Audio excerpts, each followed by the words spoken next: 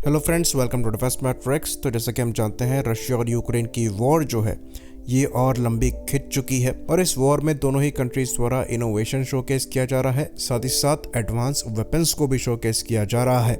Ukraine द्वारा ये weapons western countries से लिए जा रहे हैं, वहीं पर रशिया द्वारा इनके न्यूली डेवलप्ड वेपन्स को डिप्लॉय किया जा रहा है।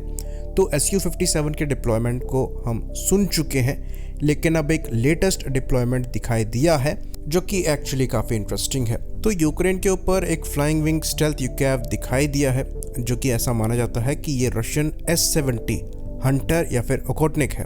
तो इस ड्रोन के ट्रायल ही चल रहे हैं।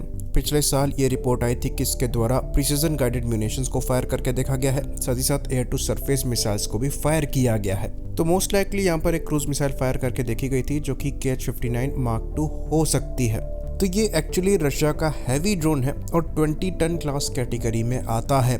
तो वजन के मामले में ये एक्चुअली LC-13 से भी ज़्यादा बड़ा ड्रोन है और इसमें एक सैटर्न AL-41 FM-1 इंजन लगा हुआ है, जो कि AL-41 का विदाउट आफ्टर बर्निंग वाला वर्जन है और ये वही इंजन है जो कि Su-35 में यूज़ किया जाता है। तो यहाँ पर जो मैक्सिमम टेक ऑफ वेट है ये 25,000 किलोग्राम का बताया जाता है, यानी कि ये अराउंड 5,000 किलोग्राम तक का पेलोड कैरी कर सकता है। और यहाँ पर जो मैक्सिमम रेंज है ये 6,000 किलोमीटर तक की बताई जाती है और कॉम्बैट रेंज अराउंड 3,000 किलोमीटर तक की बताई जाती है। तो ये दो इंटरनल वेपन बेस के साथ आता है, जिसमें 2000 किलोग्राम के गाइडेड या फिर अनगाइडेड म्यूनिशंस को कैरी कर सकता है। तो ये ड्रोन स्टेल्दी है, हायर सबसोनिक स्पीड पर फ्लाई कर सकता है, जो कि 1000 किलोमीटर पर आवर तक की हो सकती है। साथ ही साथ इसको डेवलप करने में जो स्टेल्थ कैरेक्टरिस्टिक्स है ये Su-57 से डराइव किए गए हैं, जिसकी वजह से यहाँ पर काफ़ी हेविली कंपोजिट मटेरियल्स को यूज़ किया गया है। तो अभी तक इसके एक्चुअली कितने नंबर बनाए गए हैं ये क्लियर नहीं है, पर ऐसा कहा जाता है कि फ़िलहाल के लिए 2 फ्लाइबल प्रोटोटाइप यहाँ पर मौजूद है। तो 2020 से ही इनमें वेपन्स इंटीग्रेशन चल रहा है, जिसके अंतर्गत ग्लाइड वेपन्स को, प्रिसीजन गाइडेड म्यूनिशंस को, साथ ही साथ मिसाइल्स को इंटीग्रेट करके और फायर करके इस ड्रोन से देखा गया है। अब ये पहला प्रोटोटाइप है या फिर दूसरा प्रोटोटाइप है, इसके बारे में जानकारी ज़्यादा नहीं है, पर इतना ज़रूर हम बता सकते हैं कि दूसरा प्रोटोटाइप पहले प्रोटोटाइप पे काफ़ी बड़ा इम्प्रूवमेंट है, जिसमें इस ड्रोन के स्टेल्थ कैरेक्टरिस्टिक्स को इम्प्रूव किया गया है, एरोडायनेमिक परफॉर्मेंस को भी इम्प्रूव किया गया है, साथ ही साथ इलेक्ट्रॉनिक्स को भी इम्प्रूव किया गया है। बाकी ऐसा कहा जा रहा था कि जो 3rd और 4th प्रोटोटाइप होंगे ये उन एयरक्राफ्ट के लेवल के होंगे जो कि रशियन एयरफोर्स द्वारा सर्विस में इंडक्ट किए जाएंगे। तो ये एक फ्लाइंग विंगमैन की तरह भी काम कर सकते हैं, जहां पर Su-57 और S-70 साथ में फ्लाई कर सकते हैं और यहां तक कि ये भी ऑप्शन रहेगा कि Su-57 का जो पायलट है ये इन ड्रोन्स को कमांड कर पाए और कंट्रोल कर पाए।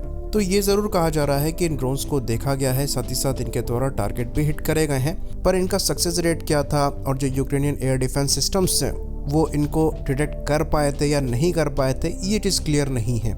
क्योंकि अगर ये ड्रोन्स यूक्रेन के अगेंस्ट में यूज़ किए जा रहे हैं तो वो सीधे सीधे वेस्टर्न वेपन्स के अगेंस्ट में है। तो ये चीज़ हम जानते हैं कि यूक्रेन द्वारा patriot air defence systems use किए जा रहे हैं और अगर उनके अगेंस्ट में ये ड्रोन्स अच्छा परफॉर्म कर रहे हैं और टारगेट्स को हिट कर रहे हैं तो ये एक्चुअली रशिया के लिए विक्ट्री है। तो यूक्रेन एक तरीके से टेस्टिंग ग्राउंड बन गया है रशियन वेपन्स के अगेंस्ट भी, जहाँ पर उनके द्वारा अपने सारे लेटेस्ट वेपन्स को टेस्ट करके देखा जा रहा है और वो भी सीधे सीधे वेस्टर्न वेपन्स के अगेंस्ट में, जिनके लिए उन्हें हमेशा से डेवलप ही किया गया है। तो ये जो स्टेल्थ यूकैव है इनको बनाया ही इसलिए गया है कि जहाँ पर अच्छे एयर डिफेंस सिस्टम्स लगे हों उनको ये पेनिट्रेट करें और अपने वेपन पेलोड को गिराएं, जिसमें ये या तो इंपॉर्टेंट टारगेट्स को डिस्ट्रॉय करें या फिर जो एयर डिफेंस सिस्टम्स हैं उन्हें ख़त्म करें। खैर, इनके ऑपरेशन को काफ़ी सिक्रेटिव भी रखा जा रहा है, खाली एक फ़ोटो ही रिलीज़ हुई है जिस पर अगेन कोई भी ऑफिशियल कमेंट नहीं किया गया है, ना ही यूक्रेन द्वारा ना ही रशिया द्वारा। तो इन ड्रोन्स को ऑफिशियली रशियन एयरफोर्स की सर्विस में 2024 में ज्वाइन होना है, यानी कि अगले साल ही ज्वाइन होना है।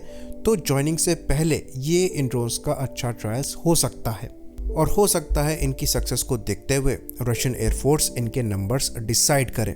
तो ये पहली बार नहीं होगा कि रशिया द्वारा प्रोटोटाइप्स डिप्लॉय किए जा रहे हैं एक्चुअल वॉर सिनेरियोज में। इनके द्वारा Su-57 को भी सीरिया में डिप्लॉय किया गया था और वो भी प्रोटोटाइप लेवल के एयरक्राफ्ट को। आई होप इन्फॉर्मेशन यहाँ पर क्लियर रही हो। इसी बात पर इस वीडियो को हम ख़त्म करेंगे। लाइक करिए, सब्सक्राइब करिए। जय हिंद।